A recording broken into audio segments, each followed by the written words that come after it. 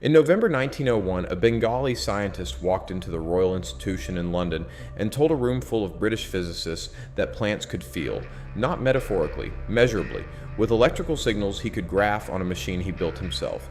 His name was Jagadish Chandra Bose. And if you have never heard it, that is not an accident, because the story of what happened to him in that room, and in the decades after, is one of the strangest erasures in modern science. A man who may have invented wireless radio before Marconi. A man who may have detected the nervous response of a carrot. A man who refused on principle to patent a single thing he discovered.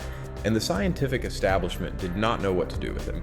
So let me walk you through it, because once you see what Bose actually demonstrated that November evening, you start to understand why the debate about him has not died in over 120 years. Picture the Royal Institution, London, the heart of Victorian science, the same lecture hall where Faraday had shown the world electromagnetism. This was the room, and standing at the front of it was a man from Bengal, from a colony, presenting work that suggested the boundary between plant and animal was not nearly as clean as European science had assumed. He had built an instrument. He called it the Crescograph. It could magnify the movement of a plant 10,000 times, then 100,000, then a million. And what it showed, according to Bose, was that plants responded to stimuli the way animal tissue did: heat, cold, touch, wounds, poison. Each one produced an electrical signal. Each one looked, on his graphs, eerily like a pulse. He pricked a plant.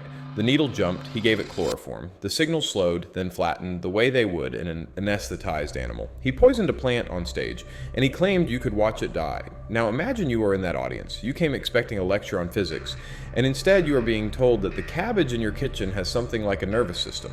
What do you do with that? Some of the men in the room were stunned, some were intrigued, and some were quietly furious, because the person making this claim was not one of them. Because here's the part of the story that gets buried. Bose was working inside a colonial scientific structure that was not designed to let him win. He taught at Presidency College in Calcutta, where he had been hired at a third of the salary of his British colleagues. He refused that salary for 3 years until they paid him equally. He worked in a laboratory he built largely with his own money. His equipment, the delicate instruments that made his measurements possible, he often designed and machined himself. And when he traveled to London with his findings, he was walking into a system where credibility was assigned by birth as much as by data. Which brings us to the part of his story that physicists still argue about.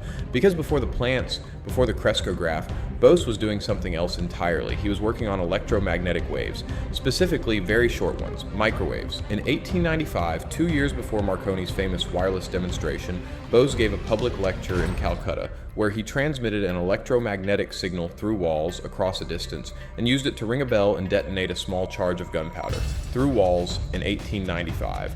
He had built a detector for these waves, a device called a coherer, refined to a sensitivity that was, at the time, remarkable. And here's the moment that haunts his legacy. A representative of a wireless telegraphy company approached him. They wanted to patent his detector. They wanted to commercialize his work. They were offering him essentially a path to wealth and a path to being remembered as the father of radio. He refused, not because he doubted the technology, because he believed deeply that scientific knowledge belonged to humanity, not to patent offices. He wrote about it. He spoke about it. He thought the practice of locking up discoveries behind commercial walls was a corruption of what science was supposed to be. A few years later, Marconi sent a signal across the Atlantic. Marconi won the Nobel Prize. Marconi got the textbooks. And Bose got a footnote. Now, was Bose actually the inventor of radio? That is genuinely contested. The history is tangled. Multiple people were converging on the same physics at the same time. But what is not contested is that Bose had a working detector, demonstrated publicly before Marconi's headline moments, and he walked away from the commercial race entirely, which tells you something about who he was, and it sets up everything that happened next. Because when he turned to plants, he was not turning to a new field. He was, in his own mind, doing the same work. He believed that the line between living and non-living, between feeling and not feeling, was not where European science had drawn it. He thought the electrical responses of metals, of plants, of muscles were all on a continuum, and he set out to prove it with instruments. This is where it gets uncomfortable, because the scientific establishment had a reaction to his plant work that was, depending on who you ask, either entirely justified or deeply revealing. Some physiologists pushed back hard. They said his interpretations went beyond his data. They said he was projecting animal behavior onto plant tissue. They said the responses he was measuring could be explained by simpler mechanisms, pure physics, pure chemistry, no feeling required, and they may have been right about some of it. Bose did push his interpretations far. He talked about plants in language that sounded to his critics mystical. He said they were tired. He said they were stressed. He used words that biologists of his era found unscientific. But here's the twist, because some of what Bose claims that were dismissed in his lifetime, have crept back into mainstream plant biology in the last few decades. We now know plants do produce electrical signals in response to wounding. We know they communicate through chemical signaling. We know there are real measurable, repeatable responses in plant tissue that look at the cellular level surprisingly like the signaling in animal nerves. A whole field called plant signaling and behavior exists now. Papers get published, conferences get held. Bose, in other words, was not entirely wrong. He may have been overreaching with the language, but the core observation that plants are electrically responsive, communicative, dynamic in ways 19th century botany did not allow for, has aged in a direction he would have recognized. So was he a visionary, or was he a careful scientist whose interpretations got ahead of his evidence in a way that hurt his credibility? Probably both. And that is the uncomfortable answer history does not like. Because if Bose had been British, working in a London laboratory with the full backing of the Royal Society, his overreach might have been edited into legacy. Marconi's reputation absorbed plenty of disputed priority claims. Edison's absorbed worse. The men who got to be remembered as fathers of their fields rarely had spotless records. They had institutional protection. Bose did not. He had a colonial appointment, a colonial salary scale for most of his career, and a worldview that refused the commercial logic that turned other scientists into household names. He founded his own research institute in Calcutta in 1917, the Bose Institute, which still exists. He kept working, he kept publishing. He was knighted in 1917, elected a Fellow of the Royal Society in 1920.